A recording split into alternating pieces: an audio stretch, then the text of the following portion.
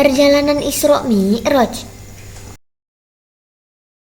Saat itu Amul Husni atau tahun kesedihan. Allah ingin menghibur hati Rasul yang sedang gundah karena ditinggal oleh dua orang terkasihnya, yaitu Siti Khadijah dan Abu Thalib. Hari itu Rasul sedang berada di Baitul Haram yang berada di Makkah. Tiba-tiba datang malaikat Jibril, membelah dada Rasul lalu mencuci hati beliau dengan air Zam-Zam.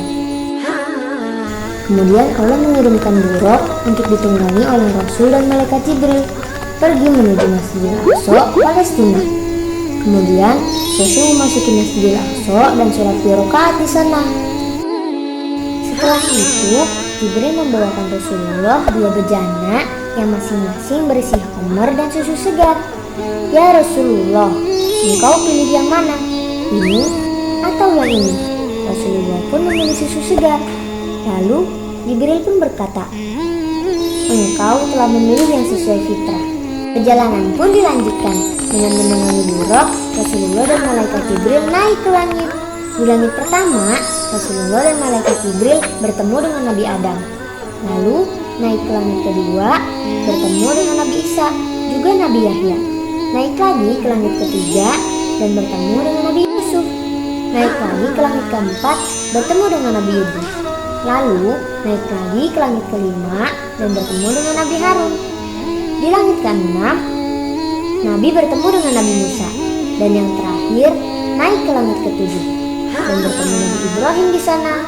Kemudian Rasulullah dan Nabi Ibrahim pergi ke Sidratul Muntaha sampai Rasulullah SAW menghadap Allah Azza wa Jalla dan diperintahkan untuk sholat 50 rakaat sehari semalam. Lalu Rasul turun dan menemui Nabi Musa. Nabi Musa bertanya, apa yang diwajibkan Tuhanmu atas umatmu? Rasul menjawab, sholat 50 rakaat sehari semalam.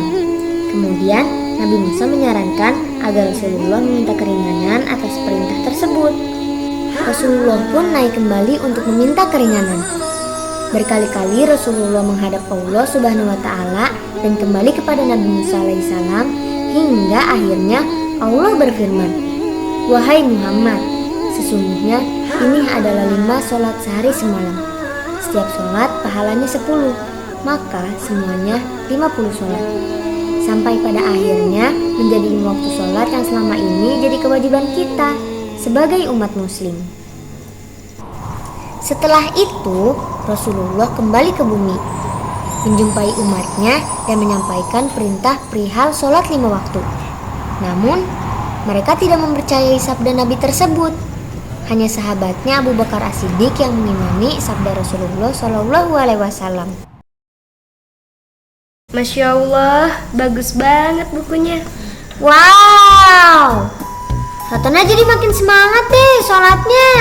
Gak kebayang ya kalau kita sampai harus sholat 50 kali seharian. Iya ya, kalau kita sholat 50 kali seharian, kita gak punya waktu main, gak bisa tidur lama, gak bisa makan tenang juga. Alhamdulillah, kita mendapatkan keringanan sholat 5 kali sehari semalam.